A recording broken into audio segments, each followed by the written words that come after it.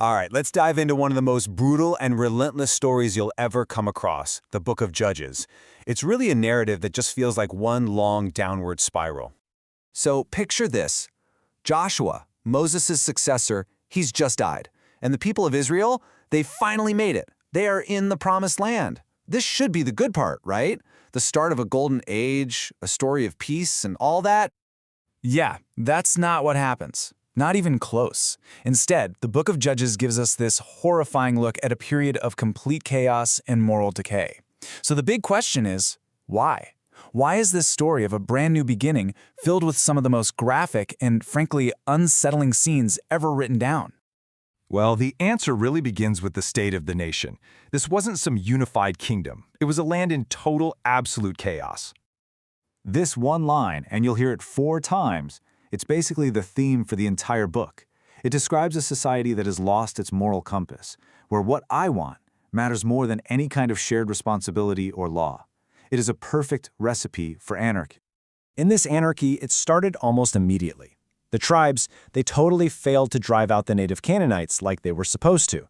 Instead of staying separate, they just started living among them, intermarrying, and, this is the big one, adopting their gods and their ways. That promised land of peace, it was quickly becoming a land of compromise and corruption. And all this compromise, it locks Israel into this destructive, repeating pattern, a vicious cycle that pretty much defines the whole middle part of the book. So, this cycle has 4 basic stages. It kicks off with rebellion. The people turn to idols. That leads to oppression, usually by some foreign king. Then, in their misery, they cry out for help.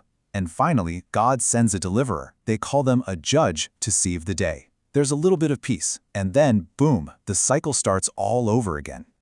A great first example is Deborah, Israel's only female judge. Her story is actually about as heroic as it gets in this whole era. This is the best-case scenario for Israel. But even in this best case, you can see a really deep problem brew.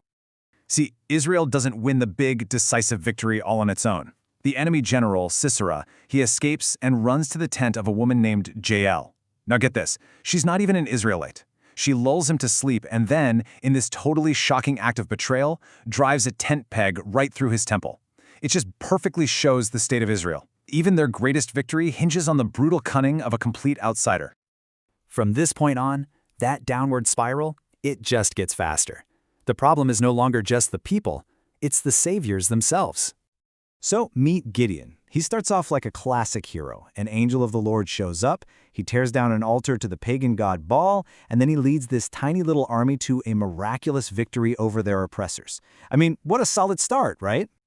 But that victory corrupts him. He takes on this nickname Jerubbaal, which ironically means let Baal contend for him. Then he collects a bunch of gold from the war and makes a priestly garment, an ephod, and sets it up in his town. Well, it becomes an idol. All of Israel starts worshiping it. The deliverer himself becomes the source of the very next rebellion. And then there's Jephthah. He's an outcast, the son of a prostitute, but he's also known as a mighty warrior. In his desperation to win a battle, he makes this just foolish and horrifying vow to God. He promises that if he wins, he'll sacrifice the very first thing that comes out of his house to greet him. And the first person to greet him when he gets home? His daughter. His only child. And in this moment of pure horror, Jephthah goes through with it. He sacrifices his own daughter, the kind of act you'd expect from the pagan nations he was just fighting. The line has officially been crossed. Israel's leaders have become just like their enemies. So from here, the story kind of pulls back from the individual leaders and zooms out to show the complete moral collapse of the whole society. This is the final descent into total anarchy. And you're probably asking yourself, how much worse can this possibly get? Well, the last few chapters of Judges are about to answer that question in some truly horrifying detail. First, we get a taste of religious chaos. There's this guy, Micah, who literally builds a do-it-yourself religion. He steals silver, makes an idol, and hires some random illegitimate priest. Then the entire tribe of Dan just shows up, steals his whole setup, and goes off to massacre a peaceful city so they can establish their own corrupt, stolen religion there. But that is nothing compared to the final story. A Levite, a religious leader, is in town, and a mob surrounds the house demanding to assault him. So what does he do? In an act of just pure cowardice, he shoves his concubine out the door instead. They abuse her all night long and she dies on the doorstep. The Levite then dismembers her body and sends the pieces to the 12 tribes of Israel.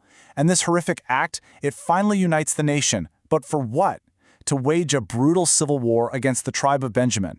They end up slaughtering their own kinsmen, nearly wiping an entire tribe off the face of the earth. The only thing that brings them together is pure rage and a thirst for revenge. So after all of that violence, all that bloodshed and depravity, you have to sit back and ask, what is the gobsmacking point of all this? Seriously, why is this brutally dark history even included? It doesn't exactly paint a flattering picture, you know? It's not some glorious chronicle of a saintly people. And that is exactly the point. The Book of Judges is so valuable because it's so unflinchingly honest. It serves as this powerful critique of what happens when a society just abandons its moral center. It is a stark warning about human failure. It's not just history. One source calls it wisdom in narrative form. Ultimately, the entire book is just one long, tragic demonstration of its own main idea. This is what happens when a nation forgets its purpose, forgets its God, when everyone simply does what is right in their own eyes. And that really leaves us with a final, lingering question to think about. If this brutal chaos is the logical conclusion of a society where every single person is their own ultimate authority, what does this ancient story say about our own timeless need for some kind of shared moral vision to hold us all together?